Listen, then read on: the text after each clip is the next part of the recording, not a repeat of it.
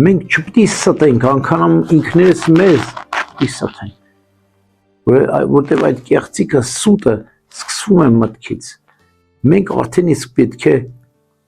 զգուշանանք մտքի եւ սրտի կեղծիքից, մաքուր անաղարտ լինենք։ Ինչու՞։ Որտեղ մեր սրտերի մեջ Աստված է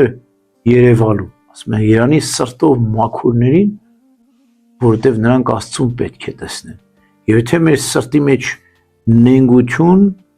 կեղծիք կա, այսինքն թույն կա, ուրեմն մենք զրկվեցինք Աստծո տեսությունից։ Տեսեք, մտքի սրտի կեղծիքը, ստությունը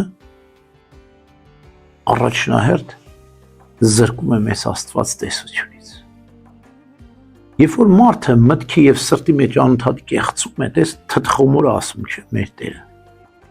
Խմորվում է նաեւ լեզուն։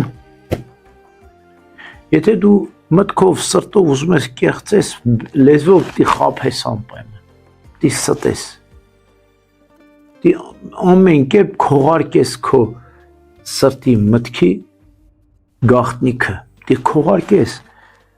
ուզես չուզես պիտի սուտ խոսես,